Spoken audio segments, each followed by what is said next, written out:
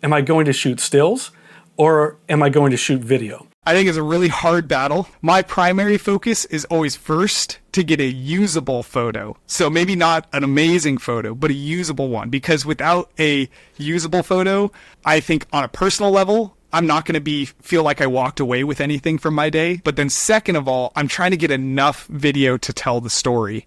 And so trying to get a lot of B-roll, all the B-roll that I think might be useful, because ultimately video is going to be the primary storytelling method that I use. But then after I feel like I've gotten a good enough amount of video, then typically what I'm doing is switching back to photo to try to get like some really good photos now. Like, because I've gotten the usable photos that were the safety shots, right? And now I've gotten the video to make the meat of the story. But now I'm going to really try to get like a good photo that I can be really happy with and like will enhance the story that much more.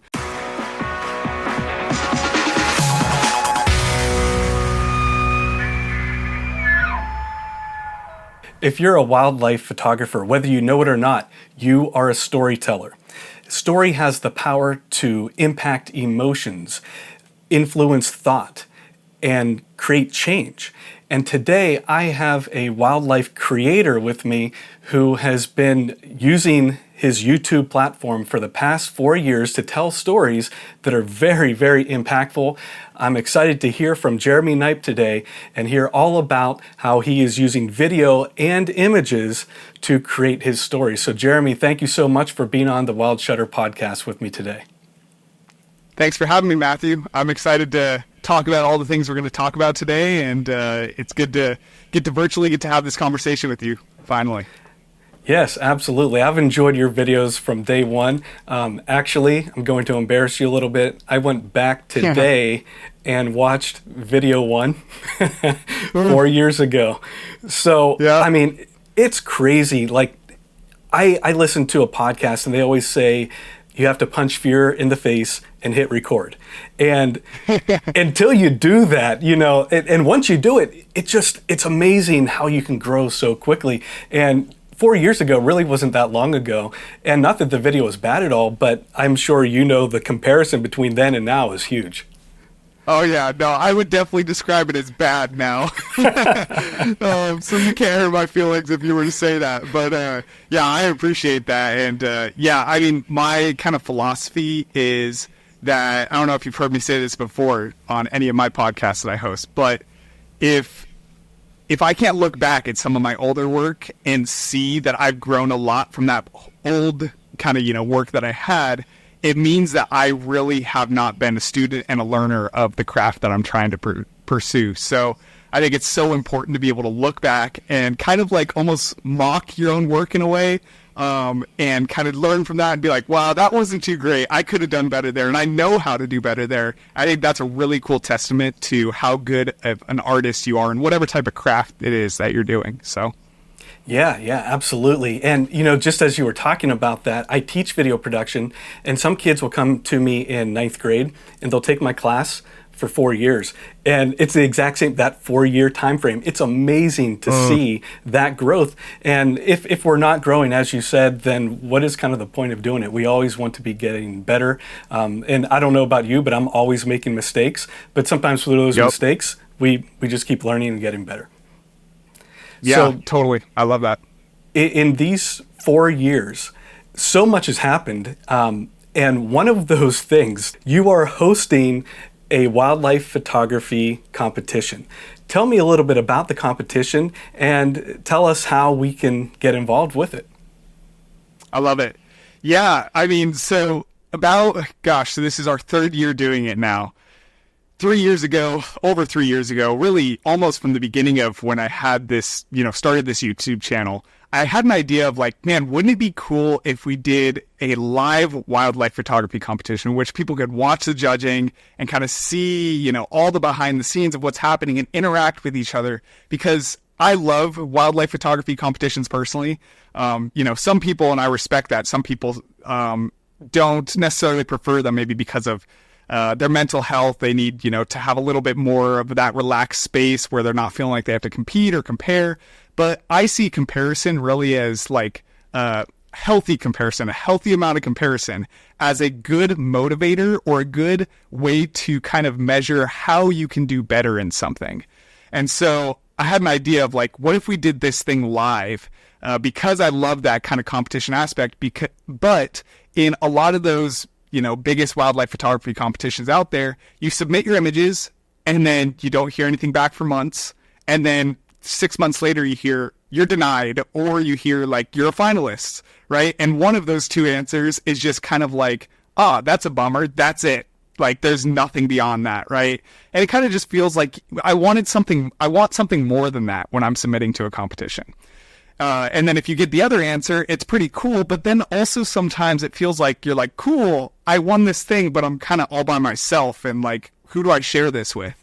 And so having a live wildlife photography competition, I feel like allows for both of those two things to just be enhanced and, just so much better. Because if you aren't one of the winners, you get to kind of see maybe some of the thought processes and learn from the process of the live judging and why you might not have placed yourself. But then also, because if you're familiar with the last year's, which you are, I do a recap every year where last year, for example, I went for 10 hours on a live stream going through every single image that was someone who didn't win and giving my own personal feedback and critique on what could have been improved about it and also what I liked about it.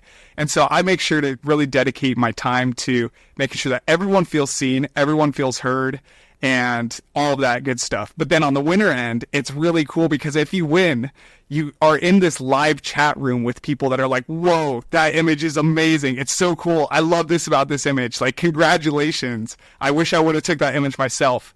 And so I think all that stuff is just amazing to watch and to see. And that's why I created this competition as the only live wildlife photography competition in the world.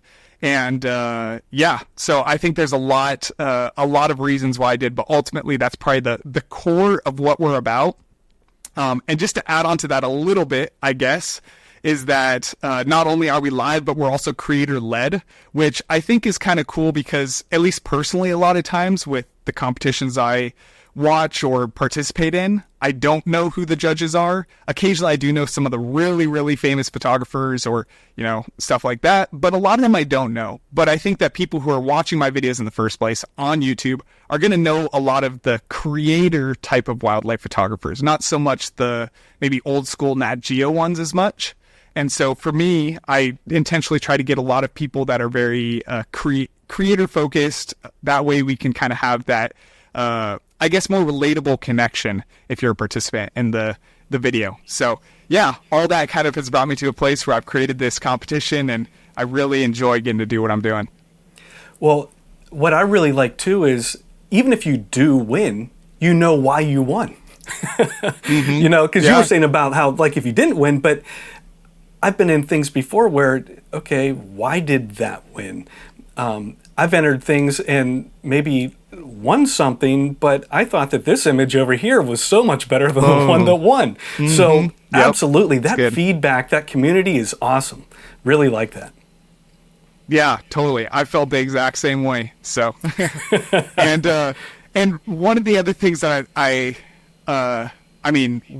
one of my goals with the competition is every year to make it bigger and better. And so every year so far, over the 3 years, I've been able to up the prize values of what we offer because we've had more submissions than the previous year. So I'm like, okay, that's a good sign. I can give more away and not lose money myself, right? So I'm always trying to up the prize pool. And I'm just trying to make it better every year for the viewer. Whereas I feel like maybe at least what I've seen is that a lot of competitions sometimes could just be year after year kind of the same thing. And that's not my goal. My goal is to kind of change and keep growing over time. So, yeah. And you have different judges as well, so it makes things just a little bit different every time. So how could someone then, where should they go to enter into the Wilder Photo competition? Yeah, so I'm sure you could drop a link in the description below to where people can enter the competition. But yeah, if you drop a link in there, people can just go ahead and go below to that link and you can enter. You can see all the different packages we offer. This year we have 4 main categories. So we included a new one this year because last year, that's one of those things I was talking about, improving and kind of revamping constantly. Last year, we did a live vote during the award ceremony of what category do people want to see. So people voted on a new macro category that's going to be included this year. And then we have our traditional portrait, birdscape, and creative categories. And then also something unique is that we have a new photographers category. If anyone's submitted to this contest before, they know about that. But it is unique in the way of sometimes, as a someone that's new to the hobby, you're like, I can't compete with these pros. It kind of feels out of reach. Well, in the new photographers category, you have your own space where you can compete with other kind of similar seasoned photographers. So we have that, and then we have our popular vote, of course. So all those things you can submit to through the link in the description, and so. That's awesome. So I'm going to put you on the spot here. If you're looking at your work, how would you decide? Maybe you have hundreds, thousands of images. How would someone look at an image and say, this is the image that I should enter? And I know the categories are different, but what would make an image stand out in your mind? And keeping in mind that you're not a judge in your own competition. Yes. Yeah, I am not a judge in my own competition. That's to make sure that there's no bias in terms of who I'm contacting and all of the, back end of stuff, of course. As much as I would love to judge it, I told someone recently that was a 3rd place winner last year in one of our categories. I told them, I was like, if it was me, I would have put you actually first in that category, but I have no say in the judging, so I can't. Well, and I should say, too, I heard you say that in your podcast. So Jeremy has his own podcast, too. If you're not listening to that, you need to definitely do that. Amazing guest that he has on his show, the Wilder Podcast on YouTube. Go check that out for sure. So we got all kinds of things to promote here. Yep, totally. Yeah, thanks, Matthew. Yeah, so I think in terms of what I'm looking for in an image, if I was to judge a competition, I would be looking for maybe some, I think at a base level, you need to have the technicals down, right? So things need to be sharp, really in focus. Nothing can really be too blown out unless it's very intentionally, or underexposed unless it's very intentionally. All those very simple technicals that really are the fundamentals of wildlife photography. But once you've built off of that, then we start getting into the images that actually have a chance to win, right? So that's kind of the base level that you need to really even get to that point. But now we're kind of going into style and something that's unique and something that's creative. And I think personally, I'm looking for things that I haven't seen too often before, and maybe things that are very focused on the aesthetic. And I'll talk about this more later, I think, during our podcast. But I'm the type of person that prefers aesthetic over action any day. And maybe that's just a personal preference of mine. But I am so much more concerned with how is the whole aesthetic of the image than what the action is that's going on in that image. And I think that much more fairly represents a good piece of art, or a good capture of a bird or whatever it is that you're capturing, right? But that's just my opinion. We'll dive into that more later probably. But yeah, so I think those are the things I'm really looking for. Something unique and something very, very well put together and very nicely appealing to the viewer, aesthetically, I should say. Oh, that's great advice. What do you see, and maybe this is kind of what you're alluding to here, but what do you see as like your individual style in your photography that really stands out, that makes it a Jeremy Neipp image? Yeah, that's a good question. I think that if you look at our birdscapes category, I think that's what I strive to do with my wildlife photography, is really try to fit into that category probably the best. So I really like an image that is focused on so first of all, I'm primarily a bird photographer. That's the obvious with that word right there. But I'm trying to capture an image that is focused on the bird, but has a very similar balance of landscape that is essential to the capture of the image and really sells the image. And so typically that looks like striving for a little bit of a wider angle, maybe where the bird's like an eighth of the size in the frame, maybe a fourth of the size in the frame, somewhere around there. Not always, but yeah, that's typically what I find myself striving for more. And I think that's kind of my style that I shoot for. And by no means has that always been my style. And by no means am I always successful in being able to capture that. but that is what my favorite is when I think about my work and what I'm really trying to capture. And I guess one other thing to say is I am very, very hyper focused on foreground. I love foreground in my images. And so you'll notice if you look through my work that as much as I possibly can, I'm including foreground. And so foreground is one of kind of maybe my staple main pieces of techniques that I use to kind of include scene and kind of enhance the aesthetic of an image. And so I'd say those are some of the things that make my work, my photographs, what I feel like they are.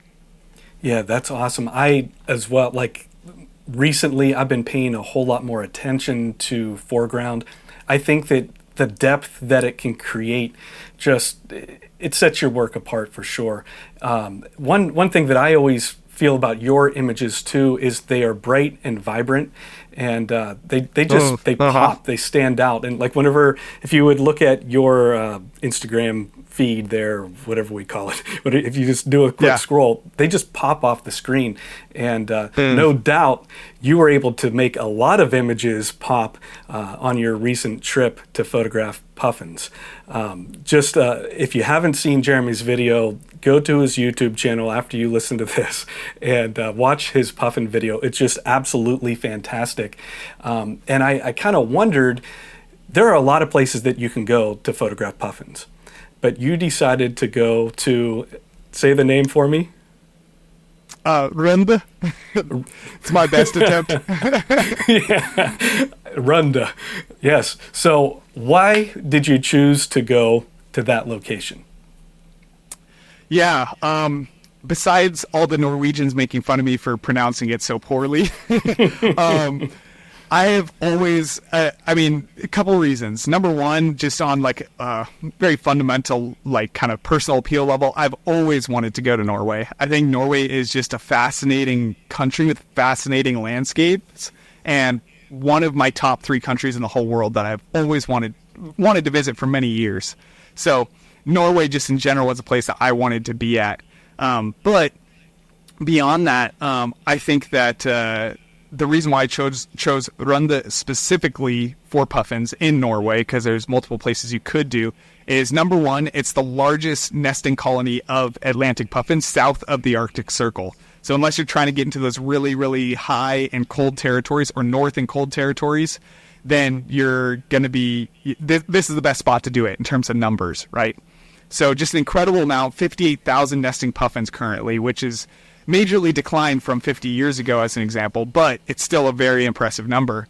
So that's one big reason, but probably even a bigger reason is that when I got introduced to it, I asked around a couple of the guys that I know from the UK and from Norway and all those places, right, that photograph puffins, because that was something I wanted to do last year. And when I found out about Rund, actually from Gunnar Dressler, he was the guy who told me kind of about Rund in the first place. And then I started diving into it. I was looking into it and I was like, oh, you can stay on this island. You can spend all of your time there. I was looking at some of the scenery shots of the island. I was like, those are really good sceneries. I like those sceneries. I think I can get some good shots here. And so ultimately, I think that was the biggest reason is a lot of like the UK Puffin Islands, as an example, you have to go out on a boat in the middle of the day and then you come back like a couple hours before sunset. And I know as a photographer, best time for lighting is that sunset hour, right? And or the mornings. But with puffins, you're really looking for the sunset when they come in, right? So I knew that like if I wanted to get the best shots possible, I needed somewhere where I could stay on the island overnight and take my time getting back home every night.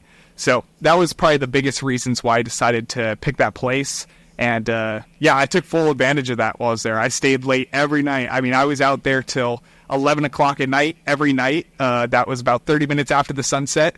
And then I'd start walking back home for the 45-minute trek back home after that. I'd get back home around midnight. And yeah, it's a great experience. Well, I mean, if you're spending the money to get out there, you want every possible second that you can get trying to get images, whether it's actually too dark or not, doesn't matter. You want to just get as much out of the experience as you can. One thing that I thought that was really cool too was it wasn't like you could just drive up to where the puffins were. So there was a bit of labor involved of lugging your gear on a hike. So you felt like you did work not beyond the travel, to actually make an image. So I think that aspect of the adventure makes it even better. Yep. Yeah, I would completely agree with you. As much as, and this is just a personal preference, there's nothing against anyone who decides to do it that way. I know plenty of guys who I admire their work who do car photography, like right out of the car, right? But personally, I have never ever liked that, just because for me, wildlife photography is about the art so much, but it's also about the experience. Like, if I'm not out there feeling like I'm in nature, I could not really care for trying to get that shot too much. So I definitely agree with that. That is a big thing for me too. And it was the perfect amount of difficulty on that hike. It's a 45-minute hike each way. It's like the perfect amount of difficulty where like you get into it after 45 minutes, right? But it's not exhausting. Like, you're like, I could do this every night easily for a week, for a month. And you're like, you're good with that. So it was a good amount of exhausting. Yeah. So during the day, the puffins, they're not there in the morning. Do they take off at night and they're going somewhere else where they're roosting, or how does that work? So they take off really early morning. So you could work with them really early in the morning, but it's just more difficult because they're going to take off sooner. You're not going to have as much time. And then they go out into the sea for the whole entirety of the day, and they're fishing out at sea, doing all of that stuff for the most part.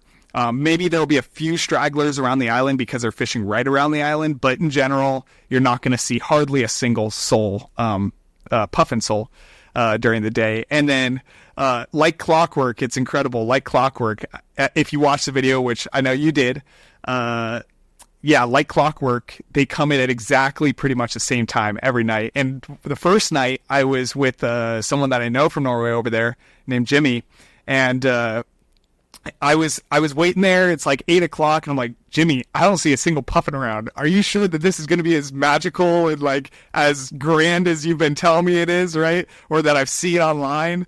And he's like, no, they'll come. And then sure enough, 30 minutes later at 8:30, it just was like, a black swarm, a black tornado approaching over the ocean. It was by far probably the most incredible, hit me experience I've ever had with wildlife, where it was like, you're just out in the open, there's nothing around, there's a beautiful view at the ocean out in the distance, you're on a mountain kind of cliff, and then all of a sudden it's like you see this tornado approaching, and then you're caught in the middle of it, and they're just swirling around you. It's incredible. So cool.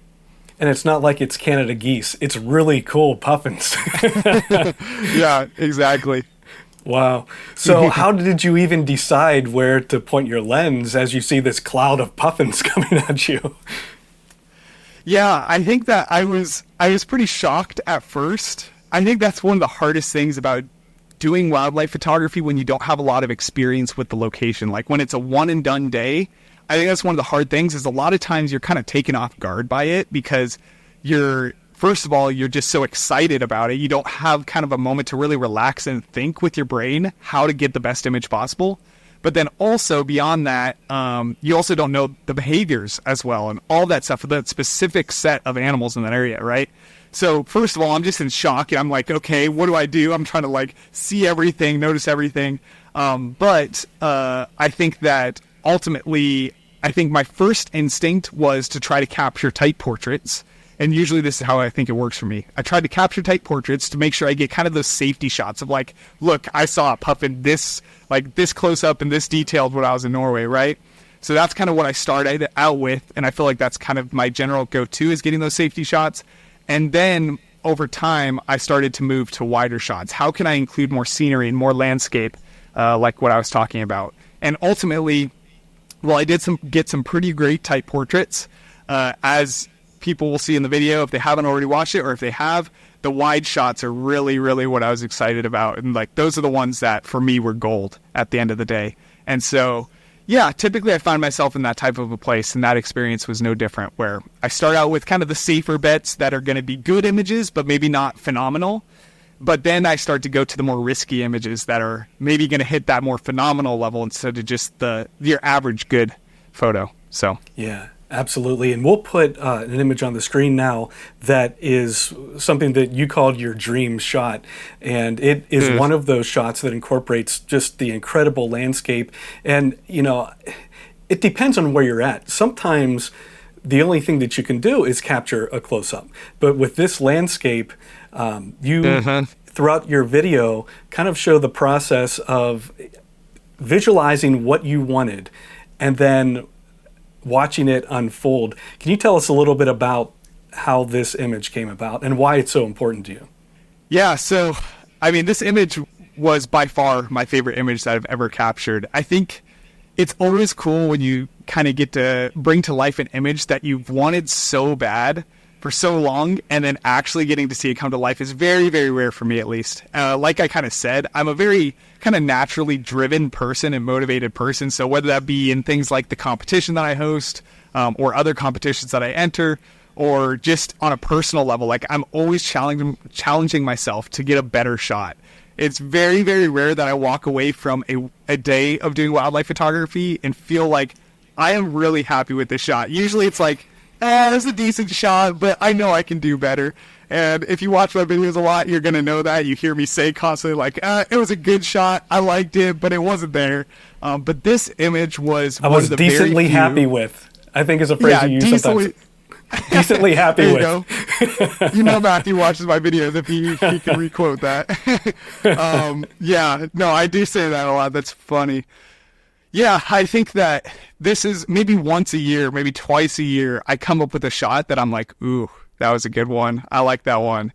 And this one was definitely one of those. I mean, so to start with the process of visualization, I would take this back from, honestly, as far as being a kid who didn't have any experience in photography yet, but I would see in textbooks. There's a few animals that stand out to me in like those, science textbooks that you would see as a kid about, the amazing world around you. And scarlet macaws, keel-billed toucans, and Atlantic puffins are the three that stand out by far the most in my mind. Like those were ones as a kid that I was like, those are fascinating birds, and I want to see those someday.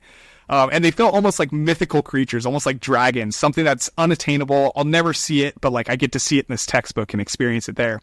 So when I finally got the opportunity to go over and see puffins, I was beyond ecstatic about it. But I knew that, I could get lots of type portraits. I had no really question about whether I was going to be able to capture that on this trip because I knew how good this location was. But for me, I was like, I want a shot that really feels like when I look at the image, not only is it very aesthetically sound, but it transports me and teleports me almost into an eye level type of feeling where I feel like I am sitting next to the puffin on this island. And so immediately when I got there that first night and started photographing the puffins, I mean, all day I'm already looking for angles, but I don't know exactly where they're going to be. Then once I find out where the puffins are going to be and start looking around that location for different angles, I noticed that first night this rock that's kind of jetting out a little bit over the edge, tiny little rock, and that's like the primary like good view of the island where you get the bay that kind of curves around in the background, and I'm like, that is the image. You see a ton of Norway in the background, you get the ocean, the cliffside, everything. And so I was like, I want that type of image. And that first night I was shocked because I didn't think puffins would get that close up, but that first night there was a very select few that started coming up really close, and not to that point where they were on that rock there, but they were getting close-ish to that area. I was like, I bet if I have a lucky night and there's not too many people around, because the first night I was there was by far the most swamped with people. If there's not too many people around, I bet one of these puffins will get up like really close with me, like right up to the lens of the camera. And so sure enough, I come back the second day, and on the second night, the puffins start getting closer. There's a little bit less people, had some amazing sunlight that evening. And they get closer, but they don't get to that exact rock. But they are getting much closer, and close enough to where I snatched my wide-angle lens for my second shooter, and I start using that at one point, right? And I'm using that to get some awesome images. But that proved to me that they would get that close up. So that final night, what I did was I just basically ditched the tight portrait lens. Like I spent about like maybe 20 minutes when I first got there. Yeah, it was risky, but I spent about 20 minutes when I first got there just getting a few shots because I need a few shots for this video, for the story if I fail this wide angle attempt completely. So after I got a few of those safety shots, I was like, okay, I'm just holding on to this wide angle lens camera for the next 2 hours. And sure enough, for the next 2 hours, I'm waiting. They're coming closer, coming right up to me. Eventually, everyone leaves. I am the only person in the area with my second shooter, of course. Just me and him. It's an incredible experience. And this puffin walks right up. He's like walking up the edge, walks right up to me, and then just jets right over to the side, walks out onto that rock. And I'm like, oh my gosh. And sure enough, he like stands there. He's waiting there for maybe about, it felt like forever. But in reality, when I look back at the second shooter footage, it was about maybe 20 seconds. And yeah, he's looking there and he gets like this perfect angle where he turns just a perfect, like maybe like a 70-degree profile with me, which is like about my ideal, 70 to 80. And he pulls up his wings, flaps them out, and I just get like that perfect iconic shot that I was looking for. The only thing, and I'll say this here, the only thing that makes me feel like it's not a perfect shot. So here's again that person that's striving in me constantly. This is what you see every time you look at it, I'm sure. Exactly. The only thing that would have made it better is I really wanted like some purple hues in the sky, like orange hues from that sunset lighting. But unfortunately that evening, it was just too cloudy to get any of that. If I would have had that, I think I would have been like probably the most satisfied I could have been. Like I can't have pictured a better image than that. But you would have found something. Maybe I might have. But yeah, compositionally, that was literally like I think as perfect as I could have asked for. Compositionally, the lighting was still very good, even if it wasn't maybe ideal. Still very good. And then subject positioning wise, just spot on and perfect. So I was really happy with that image. Yeah, definitely my favorite image I've ever taken. Two things that, as you were speaking about that shot that came to mind were, it's so awesome that you have B-roll of yourself creating this shot that you were able to put into your video, but also just for you to have that footage as a memory to be able to look back on. And then the other thing that comes to mind is I remember watching your video, and one night, and I'm not sure if it was this night or not, but you arrived and you had scoped out this location. Like you knew where you wanted to go. And there was people standing right where you wanted to be. And I know like in your voiceover, 'cause I remember this because I'm thinking to myself, I know he's like dying in his head right now, that you were patiently waiting for your moment to get into that spot. And I'm just thinking to myself, there's no way I would be patiently waiting for that moment for whoever it was to get out of the way. I flew all the way to Norway, right? Yeah. So that would have been a difficult thing. Yeah, no, it was definitely hard to have that patience. I think that's one of the things though too, is going back to that point where I was talking about like, I mean, most wildlife photographers and myself included, a lot of times do single day trips, right? When you're on a single day, you're so much more like, you feel so much more urgency and so much more rush to get the image, right? But I think one of the good things is once you've been there multiple times, you know the subjects, right? You know the subjects, you know all the scenes and the angles and the lighting and everything. You know where you're going to get the best stuff. And so you're like, all this other stuff kind of gets drowned out. And you're like, okay, this is where I need to be. I'm just going to worry about that. And it's okay. You don't feel as frantic, like trying to make something work if you already have something decent. So I think that kind of goes back to that point of like doing it multiple days is a huge benefit as a photographer. And I think a lot of people accidentally make the mistake of thinking, I went there, I did that, I photographed for a day, like that's good enough. I got the photos that I wanted. But I mean, yeah, as you know, I've talked about before, and I might talk about more later in this podcast, I truly am a big believer of like, photos will get better the more you understand the area and the longer you're there and familiar with the species and all the angles and all of that stuff. Yeah, absolutely. And that's why I find if I'm in a location for multiple days, it seems like the end of the trip is whenever your best images are actually created. And maybe you can speak a little bit about that. But then also, Jeremy, I know that you are planning to go back to Norway and conduct a workshop where we can sign up and go along and experience exactly what you experienced. So maybe you can talk a little bit about that too.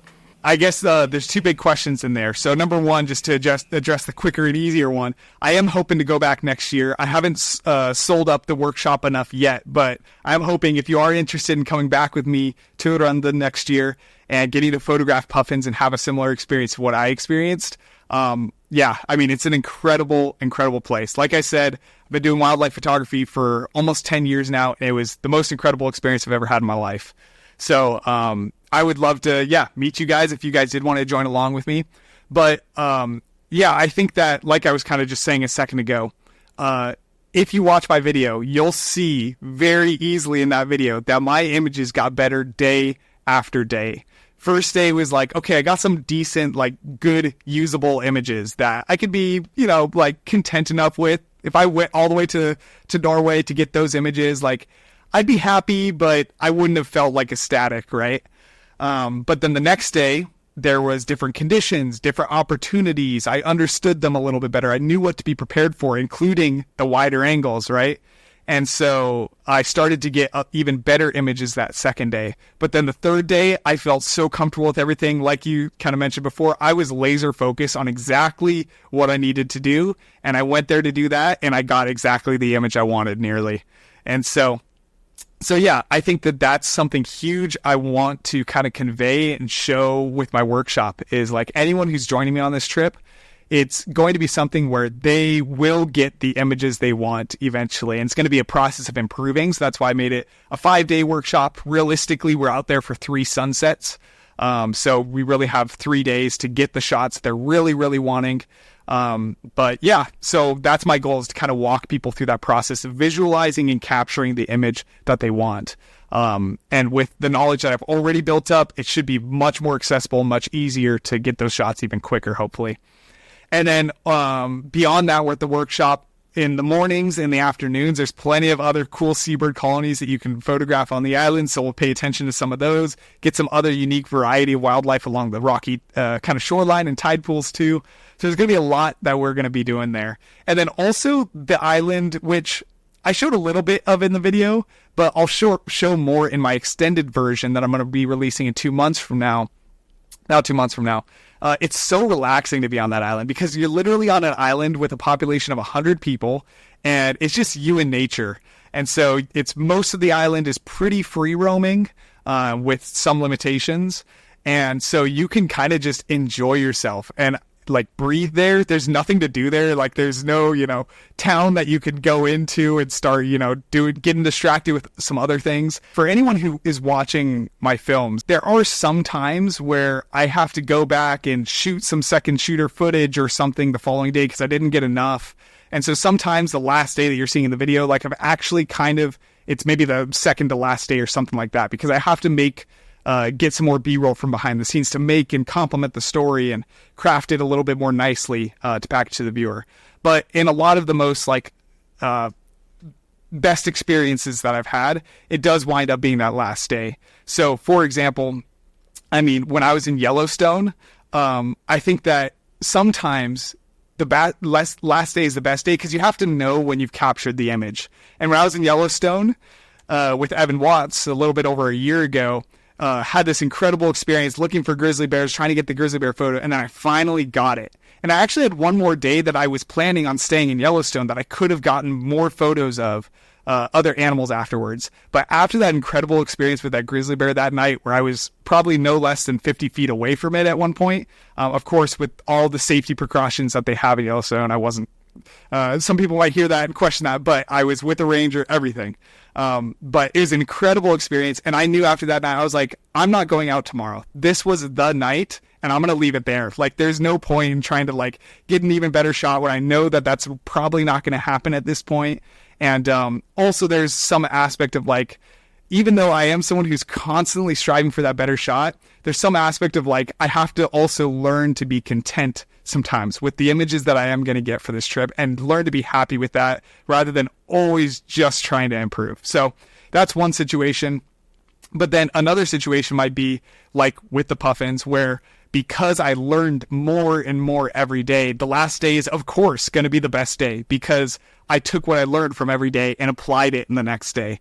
So I'm sure if I would have had 1 or 2 more days in Norway on Rørund, that I probably would have gotten an even better shot with those purple hues and everything I was talking about. Who knows?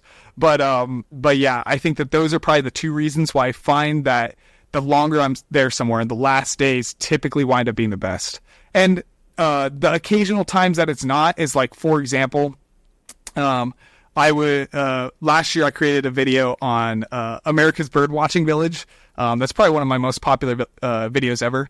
But that one visited some very tiny little town up in the mountains in the East Sierras of California, and went to two different towns really throughout that video.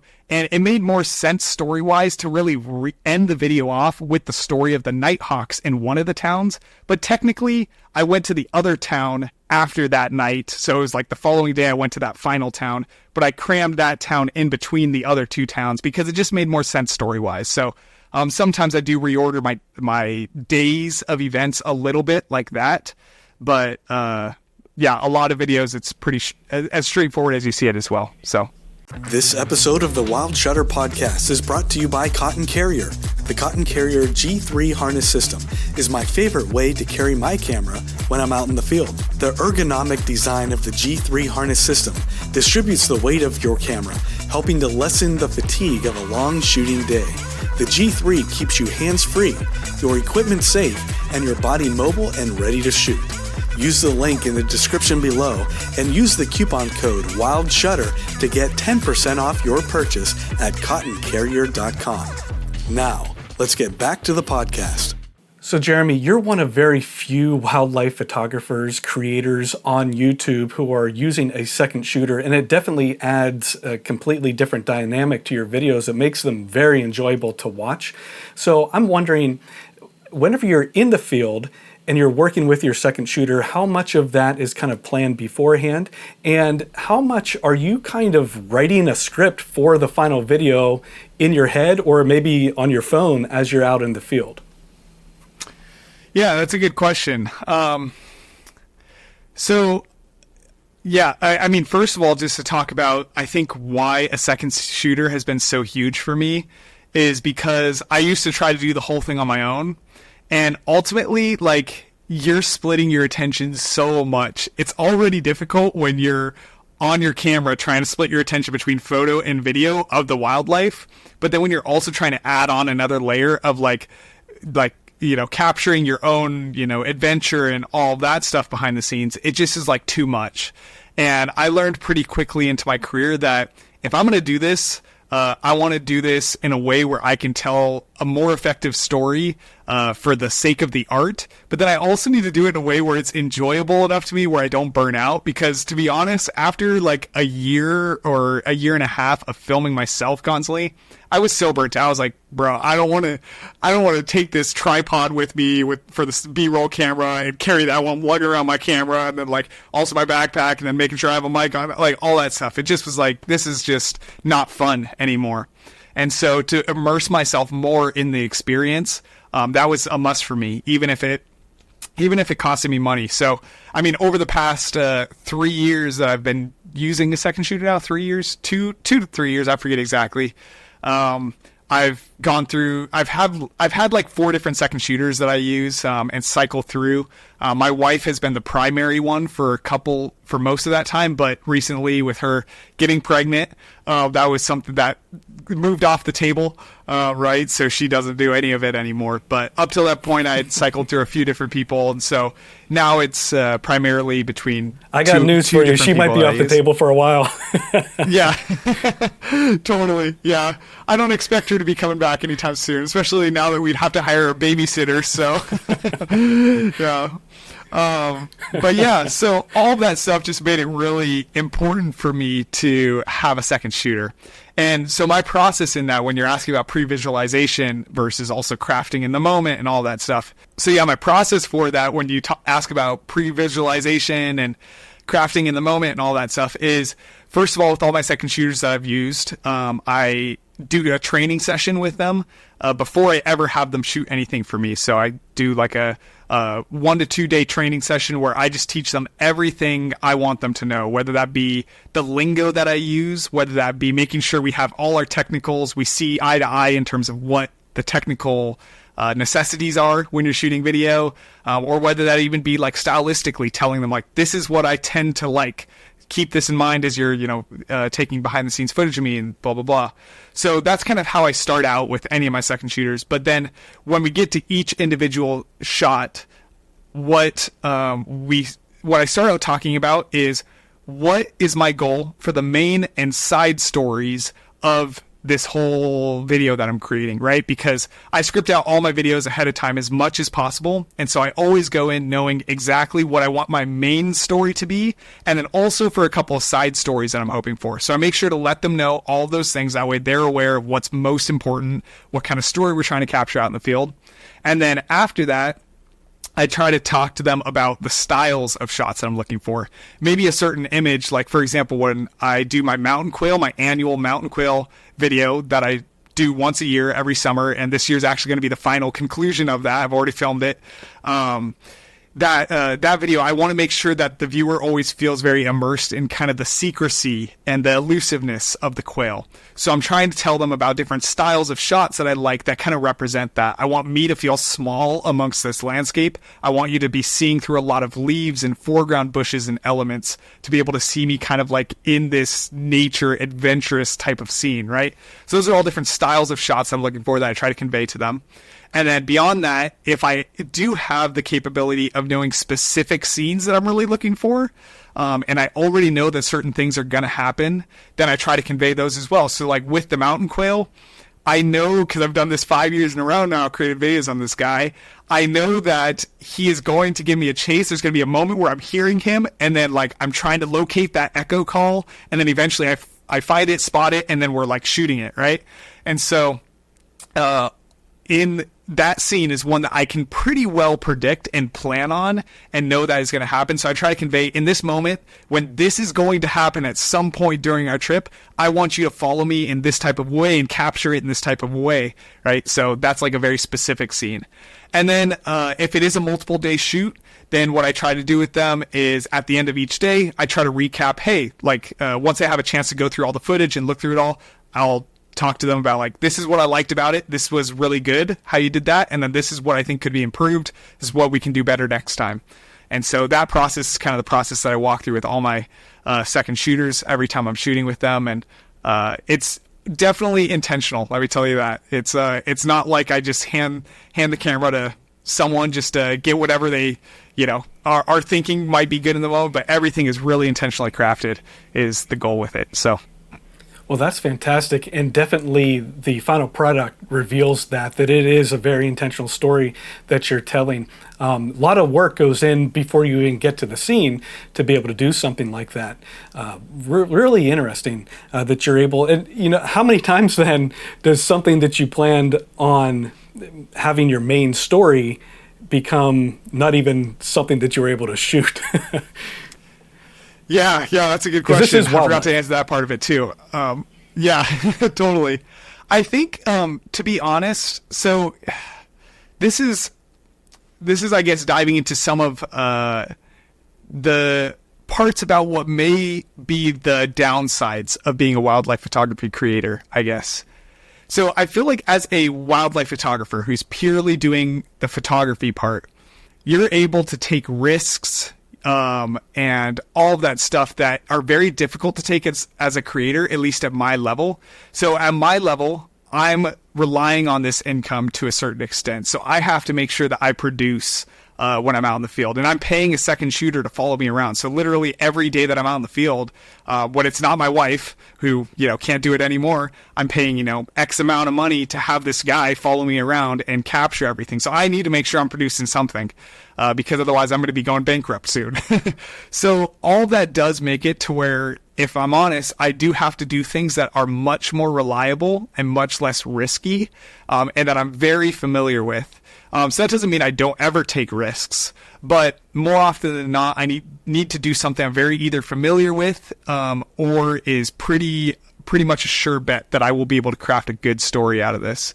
And so, yeah, so I think all of that makes it to where I choose a lot of things I can pretty well predict, but of course things are going to happen that you don't exactly plan on. And also I think I mean, a lot of it just comes down to research. Like, for example, when I went to the East Sierras last year, I was talking about that video a little while ago, the bird watching village. There's tons of eBird data on those locations. And so I just dove deep into the weeds of eBird for like probably 5 hours of research to find every specific little spot and nook and cranny I could. And, you know, even diving into like, what are the images that were taken of these birds? Do they look good? Or are they in really bad scenes? Like, can I make something of this location? All of that stuff is really important to be able to predict if you're going to be able to do that. Because all of those spots I had never visited until that trip. And I only had 2 days there. So that's a situation where like I really have to do a lot of research to prep it out. Probably the last time that I had something not go according to bad, I'll give a good and a bad example. Maybe a bad example is I wanted to do a video on the Central Valley in California's biggest swamp, a wildlife photography refuge and swamp. And so that one, I was hoping for better shots than I was going to be able to get. But unfortunately, like I had gotten much better shots there in past years, but this year I was just struggling to get the shots that I was wanting. I was really wanting some really close-up, kind of wider angles with a black neck still. Never really wound up getting those, stuff like that. But what I wound up being able to do in the moment was I kind of had to pivot and focus on, I wound up on that final day encountering a group of snow geese and Ross's geese. I can't remember actually off the top of my head which one was the primary one in the flock, but I think it was snow geese. Found a flock of snow geese that was really cool, and I was able to capture them on video in a cool way, even if I didn't get the photos as good as I wanted. So I think that was an example of, like, in that moment, I kind of had to make a decision. I had a sponsor that was relying on the video to come out at a certain date, so I had to make sure that I produced something by then, and so on and so forth. So that is a moment where I did have to pivot, and in my opinion, it didn't wind up as ideal as it could have, but I still made something pretty decent of it. And I did get some people actually telling me personally that, like, the way you captured that on video was really cool. So that is cool. It accomplished some sort of, I guess, goodness in that moment. But a good example of a pivot is something like where I had zero plan to make a video of the national ABA rarity, class 3 rarity that I saw just two months ago now, when I was in Laguna Beach. Just randomly was on a trip with my wife for a little baby moon we were doing, just an overnight trip, Laguna Beach, and we're walking along the beach, and I'm like, oh my gosh, that's a booby over there, and I don't even know my booby species well enough to know exactly which one it was at first, because I'm like, I never see these guys, so I don't need to know these, down to a T, how to tell the differences. So I started looking into it, I'm researching, I'm like, oh my gosh, that is literally an ABA rarity right now. So then, with my wife's graciousness, I spent like about 2 hours just getting what I could with a small 50 millimeter portrait lens and a super old backup camera that I just brought for fun photos that we were taking of ourselves on the trip. And that was an amazing type of moment where I could have never predicted that, right? So occasionally I do have moments like that where I'm like, okay, and I'm just thinking in the moment, like, typically in those moments where I haven't predicted the outcome, I'm trying to capture as much as I can. That way I can find the story and editing a little bit better, because it's so hard to plan all that out when you're that excited in the moment. Oh, yeah, absolutely. So there's definitely pressure whenever this is a career as opposed to a hobby. No doubt about it. So that definitely adds an element to it. There's also, I think, pressure for those of us who are trying to create a video, whether we're relying on the income or not, trying to decide, am I going to shoot stills or am I going to shoot video?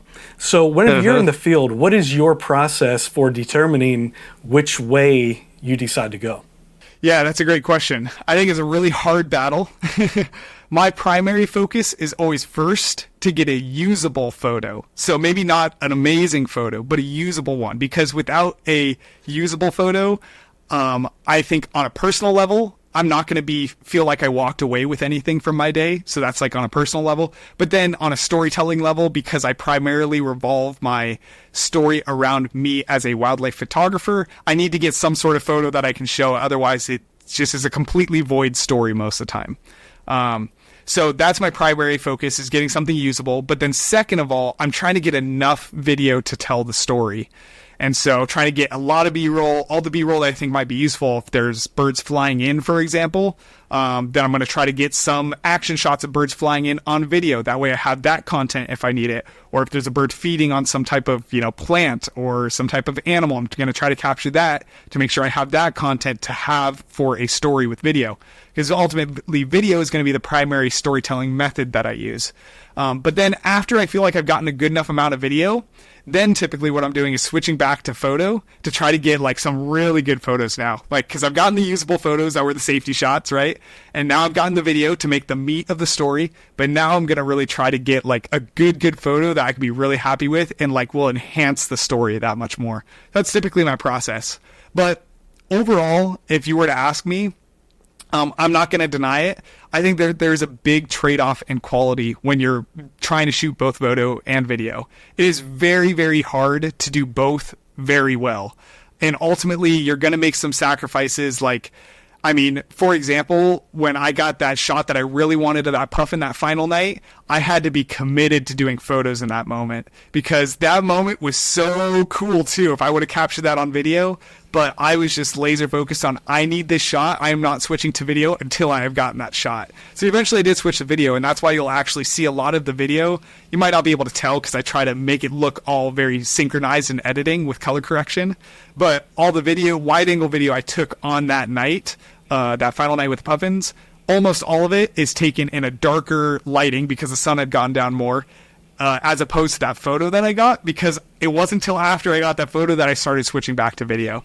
So I had to be kind of laser focused on that. But all that to say that, yeah, if you're going to be doing both, one of the two is going to make a little, or be sacrificed a little bit, and that's okay. But yeah, it is definitely less than ideal. And it does lead me to, like I've talked about before, identifying more as a wildlife photography creator than a wildlife photographer. Because a wildlife photographer is really just hyper concerned with getting that shot. But as a creator, I am focused on creating a story, and that is my primary concern. Well, I really like to hear you say that. I kind of follow the same methodology whenever I'm out there too. You kind of go after that safety shot. You want to tell the story with video. But then I think that we are all innately photographers, and you have that desire to capture that still frame that just has all of that information in that one small fraction of a second. And that's kind of what I always migrate back to. And you're absolutely right that whenever you're trying to do both, even though you can use the same machine to do it, it's a challenge. It's a mental challenge sometimes to decide which way to go. So wildlife creator, and we hear the term creator quite a bit, and we've been kind of talking about YouTube here and everything, and we have the Mr. Beastification of YouTube, if you might call it that. How much does and I know the algorithm is kind of just another name for your audience, but your audience is influenced by what they have seen from people like Mr. Beast or whoever it might be. So how much of what the audience expects do you allow to influence the videos that you create? Or maybe the better word isn't allow, but do you need to consider whenever you're creating your videos? Yeah, that's a great question, and one of my favorite ones to talk about.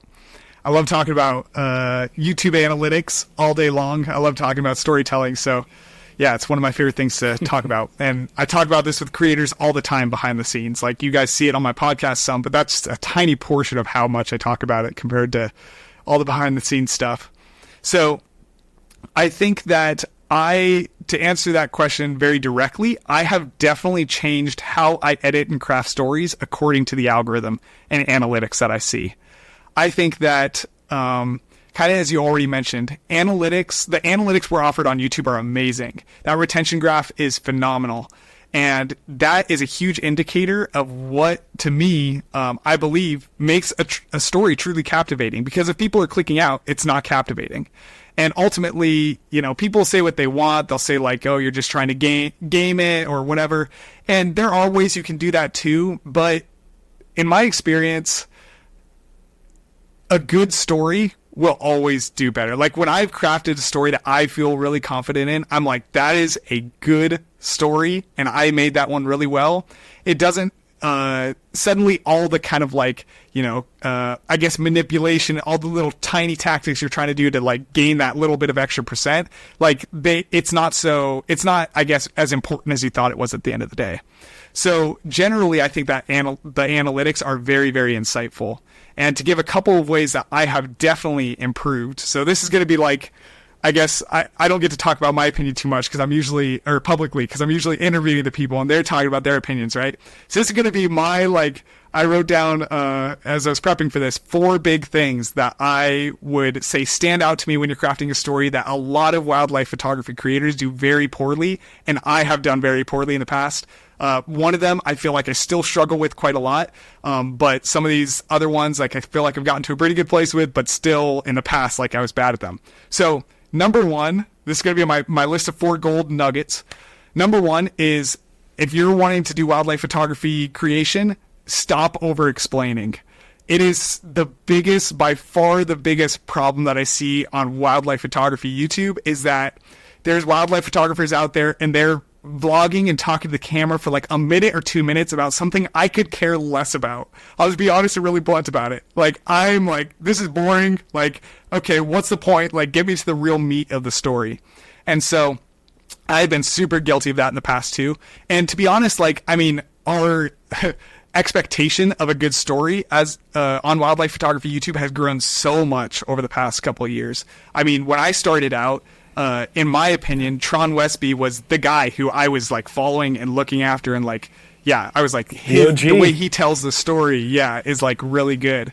And I love Tron. Tron is an amazing guy. I'm good friends with him. I've talked with him many times. But I think so many people have tried to follow that path to a T now.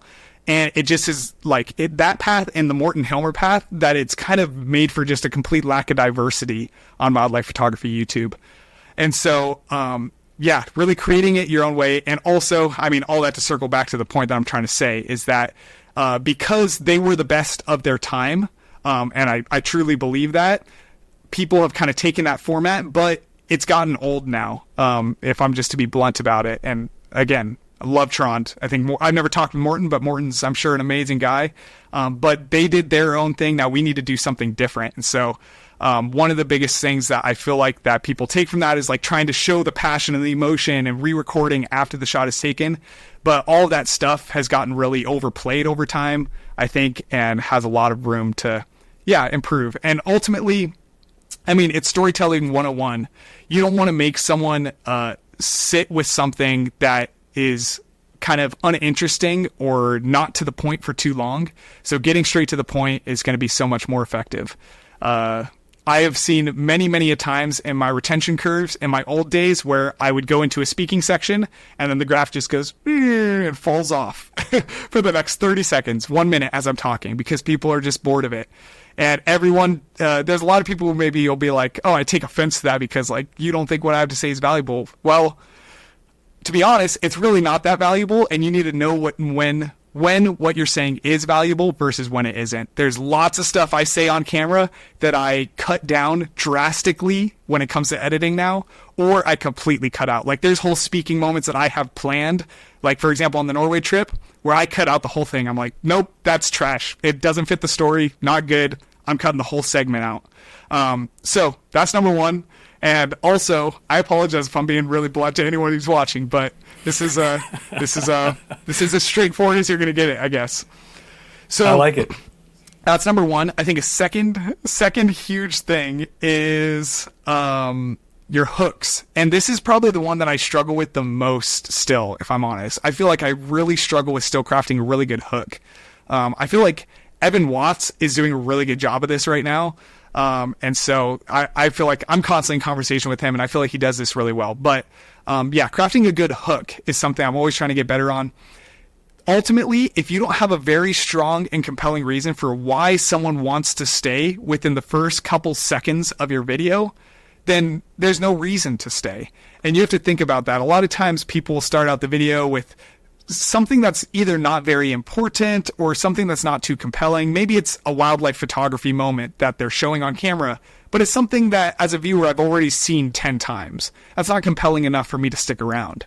Or maybe they're trying to or they start out really slow and they're like talking to the camera, hey guys, like this is what we're going to be doing today, and like I'm walking out here and like, yeah, my week's been good, and all the stuff that doesn't really matter that much. That's not a very compelling reason for me to watch the video either. And so I think that when it comes to your hook, really solidifying a good hook. For me in the Puffin video, I think it was decent. Like I said, I struggle with them, but I think I did a pretty decent job of it. Not my best, but decent enough.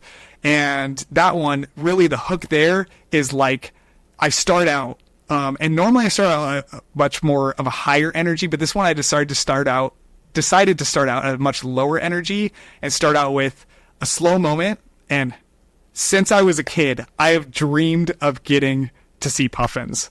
That immediately sets the stage for like, this is a lifelong goal. This is going to be very important. And to wrap up that whole intro section, I talk about how this is the most important video that I've ever crafted and created.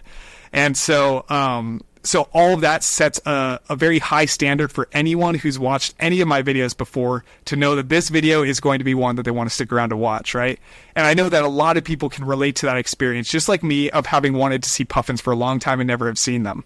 So that's just one small way. I think the best hook I've ever done was my Yellowstone hook, where I start out grizzly. It's like very straightforward to the point. Grizzly, me, this is the amazing week I had in Yellowstone, and then trying to hop straight into it. And that performed incredibly well. One of my best hooks ever, no doubt. So, over-explaining hook. Now we get to the third one. I think it's pacing. So, fast versus slow. A lot of times people have a big critique one way or the other. People are like, oh, I hate you talked about beastification, like the beastification of YouTube, and like people are, just trying to hyper edit and, cutting everything down so quick. It's ADHD brain. And then you also have the opposite critique where people are like, oh, this is too slow. This is too boring. Like you can't ever edit this slow because no one's going to pay attention. Well, what I've found over the years, I have gone both ways. The beginning, I edited really slow. It was boring as yeah, a lot. Very, very boring. And I then swung hard the opposite way, where I was like, I have to edit super fast paced. Nothing can be longer than 3 seconds, 5 seconds on screen. And that actually did improve my retention quite a bit. But what I also realized is that people get like overwhelmed and overstimulated, and it just is not good. People also tend to drop off after a while because they're like, this is too much. Like, I don't get the point of all this. Like, there's just too much information, especially in the wildlife photography community, because it's generally an older generation. So what I found is actually it's really important to mix fast and slow moments together. And so when it comes to how I'm crafting my stories, I'm thinking about it more as a roller coaster, where if you've ever gone on a roller coaster that's just purely fast the whole time, it kind of feels like you went through the whole thing and it was fun for a moment, and then it got overwhelming, and then you're done and you just feel sick to your head, right? That's kind of like a fast-paced story. If you've ever gone on a roller coaster that's like a kiddie ride, you're like, okay, this is understimulating, a little bored now. When is this going to end? So the way I think about crafting a story now is, how can I engage people with a lot of fast-paced like motion and pacing in the video, but then when the really important moments happen, slow down, take my time with it. And so that really started for the first time ever when I did one of my first second shooter films that I ever tried to do with my wife second shooting. It was where I captured a great egret hunting a vole on camera. Sorry, no, a lizard, not a vole. That was a different moment. Hunting a lizard on camera. And I built up through this whole story. There's a lot of fast-paced moments. I had like one kind of slow-paced moment a few minutes into the video. And then I went fast-paced again. And then I got to the moment where the great egret is now hunting this lizard. And it was really cool because you can see all his little minute little actions and moments and kind of calculations he's making in his brain as he's hunting this lizard. And that moment, I let it play. And for literally 4 minutes, I had 0% drop off on my retention graph over the course of 4 minutes. And that was like mostly like a 30-second slow moment to start it. And then it was like kind of sped up a little bit, but kind of remained slow, and then got into the real moment. Then it started building, getting a little bit more fast paced up into the climax moment. And that made me realize that like, I don't have to go fast paced every time. People are actually looking for those really intense, kind of slower moments where they can soak in the wildlife and soak in the experience and the adventure. But it has to be when it's actually important and actually worthwhile watching. And so that was a huge lesson for me that I learned. And then from that moment on, I've applied that so much more strategically and so much better, where you'll see my videos go through those curves of like fast, slow, and pacing wise, because I'm trying to engage people, get them captured in. But then when the really important moment comes up that's worth slowing down for, then, letting that moment play out. Like the mountain quails that I do every year, I always have a couple of those slow moments where you start to hear the quail and you see me observing, like, where is this quail? How can I locate this quail? And I'm approaching the quail, and so on and so forth. And those always play out pretty well, and so on and so forth. The Norway video, as well, did surprising, or not surprisingly, because I kind of expect it now, but did very well on a lot of the slower moments, but also a lot of the faster moments. So all that to say, it's a lot, but pacing and learning how to pace a video correctly is key. And remembering that ultimately I'm going to call it the meat of the story should be consistently kind of moving through and pacing it, and kind of controlling the pacing, because if there's not a lot of meat, then you need to condense your segments down, get to the point more, and move through them faster. That's kind of what I was talking about with over-explaining, right? But then if there is a lot of meat, then let it drive the story and let the moment sit and just let the moment play out. Because if there's something worthwhile there, if there is meat there to be eaten, then let the meat be eaten.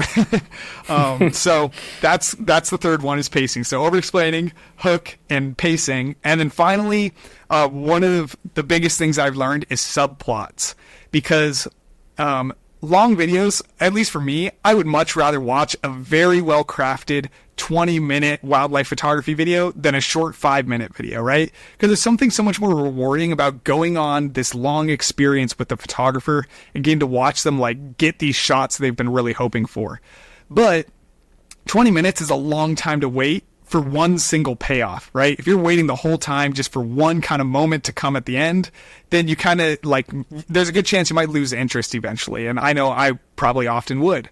So having little subplots and sub stories that come out throughout the video is very key as well. So one that I feel like, well, let's just talk about the Norway video, because we're talking about it so much, is each day in the Norway video, I kind of move towards like this night, this is what I'm going for. At first, it's all about like seeing the puffins, and it's about experiencing that incredible like black tornado of them approaching over the sea and like trying to figure out what it is I want.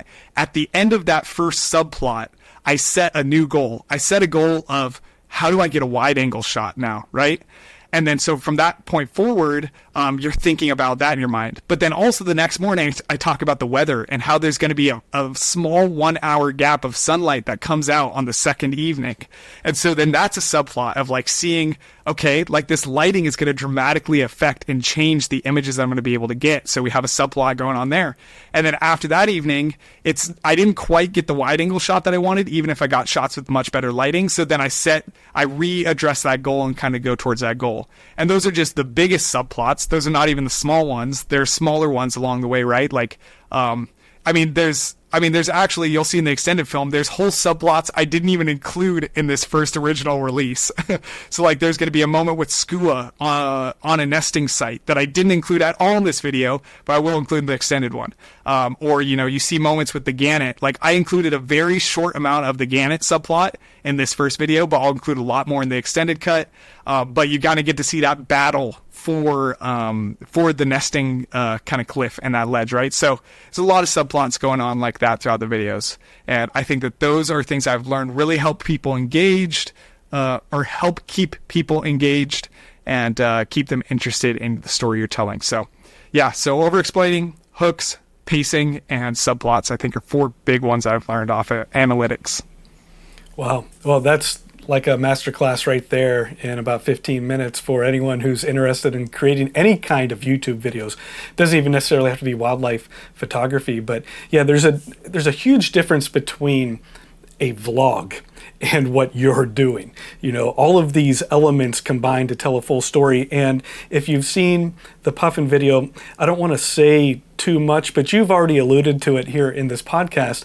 And I knew what was going on in your life personally. So the second that I heard another subplot where you mentioned nest, building a family, I'm like, there it is. How's he going to do this?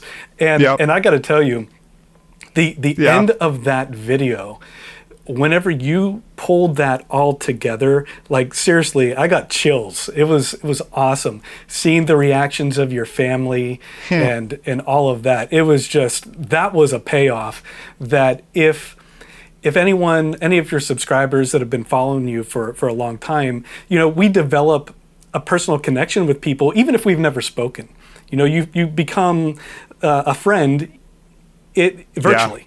And to be able to have that revealed to your audience in that way with those short clips that were so personal to you was just phenomenal. So great job. Yeah. Thank you. Yeah, I have been actually honestly in shock. Like, I mean, I knew the video was going to mean a lot to me. And when I, pieced it together, I'm like, wow, this is my most proud work by far. And, I get good feelings, right? Like watching most of my videos, like I'm gonna be honest, like most of the stuff that I create, like because I've spent so much time on it, by the time I'm done editing it, I'm like, oh God, I could never see this video again. I'm okay. But this video, I'm like, oh man, this is one that like, I could see myself rewatching in a year or so from now and being like, wow, that was cool. So yeah, I mean, I knew it was going to mean a lot to me, but hearing the feedback from all the people who've watched it has kind of taken me aback. Like I legitly have counted, I mean, I've probably gotten around 20 to 30 comments or DMs from people that have literally said the words like, this video made me cry. I have never seen a wildlife video that felt this impactful. And that was the biggest honor I've ever heard in my life. Like I think like right now it's probably sitting around somewhere around 15,000 views. And compared to some of my other videos, it's not the best I've ever done. But I'm like, I don't even care at this point, like seeing how deep the impact was for, hundreds of people that have messaged and commented on my post or messaged me personally, that has made like this, wow, just, I'm kind of speechless on it. So I appreciate you sharing that. And, it was quite a full circle experience. And I think that was the beauty of that video for me is like, I was trying to think like, I mean, I view becoming a parent as pretty much the highest honor that God kind of bestows on us as human beings on this planet. I think it's so miraculous that we get to tend and take care of another human life and help it grow and flourish. And so, so I was trying to think like, man, this is one of the biggest moments of my life. I don't want to just throw this out like to the world, and also I wanted to hold on to it just for my wife and I and the people we know personally for a long time. But yeah, I was like, eventually I'm gonna have to announce this to the world. So how do I do this in a way that's gonna like actually make an impact on people's lives and help them see the value of like parenting? Because that's also something that, and this is a whole side tangent, but I feel like parents are a little bit undervalued nowadays. Like the aspect of becoming a parent. It's not to say there's plenty of people who still give it a lot of respect, but it's kind of like, I think maybe some of our American independence culture, like I'm an independent person, can take away from that a little bit.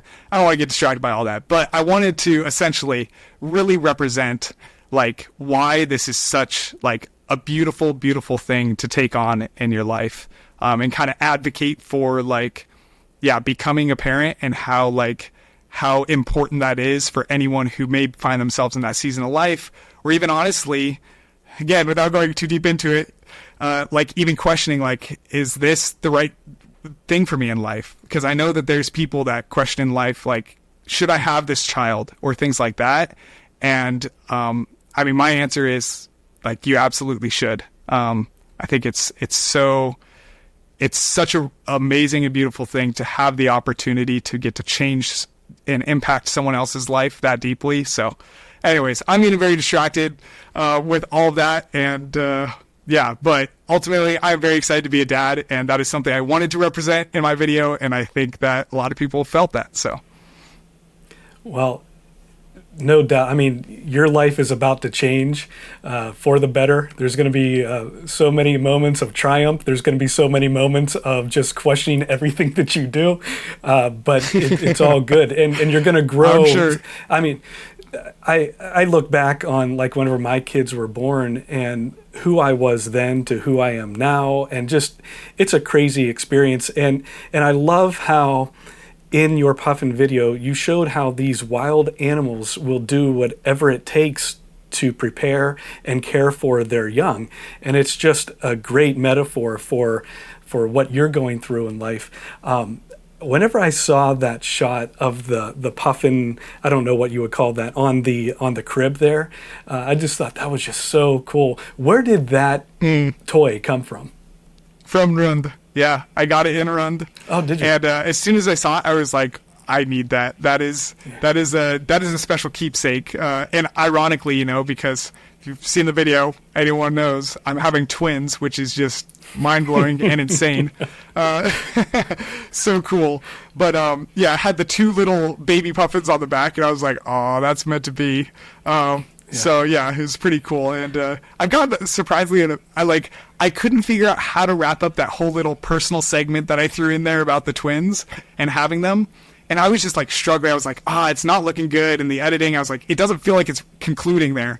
I was like, I need some sort of thing that can make it feel like it's concluding. And then I was like, what if I took a shot of that little rocker toy on the crib and like the crib in the background, like kind of just let it sit for just a slight, tiny little moment. Just be quiet. And I did that. I was like, I like how that looks. And surprisingly, I've gotten more comments about that individual shot than probably any other part of the video, except maybe the iconic photo that I got. It's probably the second most commented frame in the whole thing. Like everyone's like, that shot is so good. And I was like, cool, it worked. That's awesome. Jeremy, I feel like there are 1,000 more things that you and I could talk about. We didn't even cover some of the images. On my show, what I typically like to do is have guests talk about their favorite images that they've taken. And we did cover one, and I know that there are 2 others that we didn't get to. But I want to be cognizant of your time. I know that there's a lot going on in your life here, and it's going to get more and more hectic. And, I just wish all the best to you and your wife as you go through this exciting time. And I'm sure your family, all of these things leading up to this event. And, beyond that, because it doesn't end once the kids are born, especially for you, because you're going to have 2. But you have just begins. 2 second shooters that you can start training, though, that will be able to get out there with you before you know it. Yeah. So I really appreciate you taking the time. For child labor. No, just kidding. Yeah. Well, hey, I'm sure they're going to want to be adventurers for sure. They're going to love the natural world and respect all of those things. Yeah. And there's so much that you're going to be able to teach them that is going to benefit them throughout their life from wildlife photography. So, Jeremy, one final push here. Just remind us again, if anyone wants to get involved in the Wilder photography competition, they should visit where? Yeah, so it'll be linked in the description below, but officialwilder.com/competition is where you can enter your images. It's something I put a ton of work into, literally invest hundreds of hours into this competition every year that I put it on. And so I greatly appreciate anyone who wants to participate in it. And it'll be a fun time. Last year we had 656 submissions. So I'm hoping for 1,000 this year is my goal. Really hoping to hit 1,000 submissions, and we'll see if that happens. But can enter that. And appreciate you, Matthew, for having this podcast. I think it's an incredibly insightful podcast. It's, to be honest, my favorite one to listen to in the wildlife photography community right now on YouTube. And so, it was awesome getting to chat with you today and getting to talk with you. And thank you to everyone who's supported me, watched the Norway video, and excited to see your guys' images in the competition. Well, that's awesome. Thank you so much, Jeremy. Definitely go out and check out his Wilder channel as well as his personal channel, and that is where you're going to be able to find that Norway video if you haven't seen it yet. It's absolutely phenomenal, so go check that out. You can follow Jeremy on Instagram and all the social medias as well, but his YouTube is definitely where it's happening. And we thank you so much for listening, and we'll check you out next time.